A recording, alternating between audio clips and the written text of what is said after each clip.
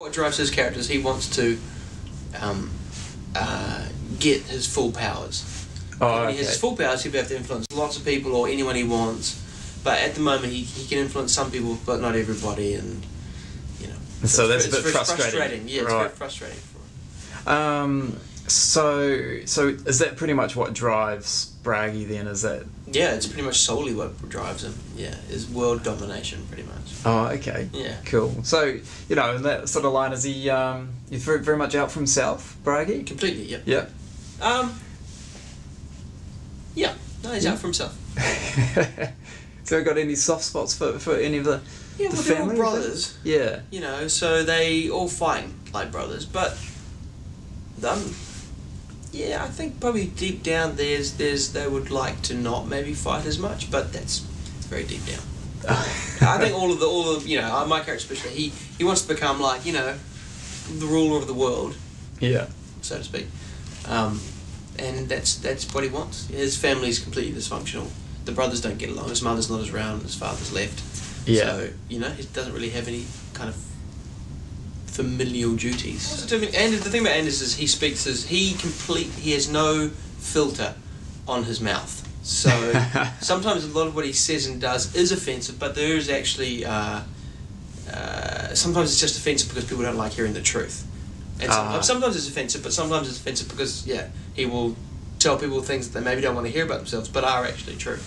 Okay. So like him encouraging other people to do things, maybe in his own way, is not so offensive as it seems. It's actually got a little bit of altruism in there, but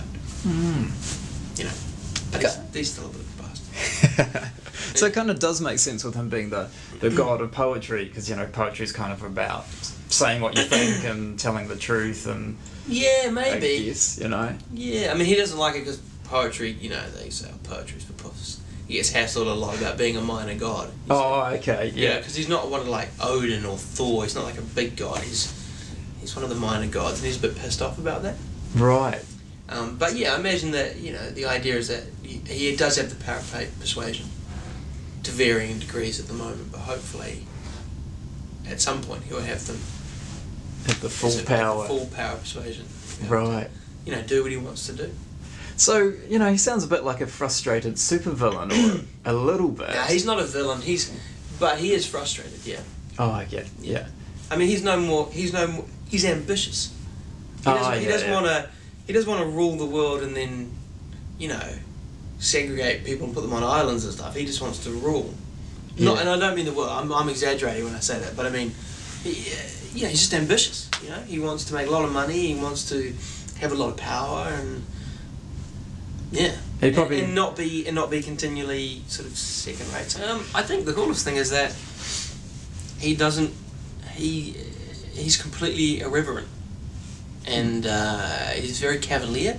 Yeah, and he doesn't sugarcoat anything, So he's quite an offensive character. Cool. He says a lot of things that really are quite like, "Oh, I can't believe you just said that." Yeah, it's almost like he has. Say like he has Tourette's, but no, he doesn't. But it's like a lot of his stuff is very on the nose, and so it's really good to play someone that's completely irreverent.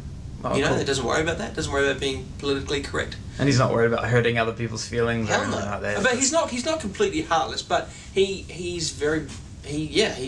kind of causes a bit of.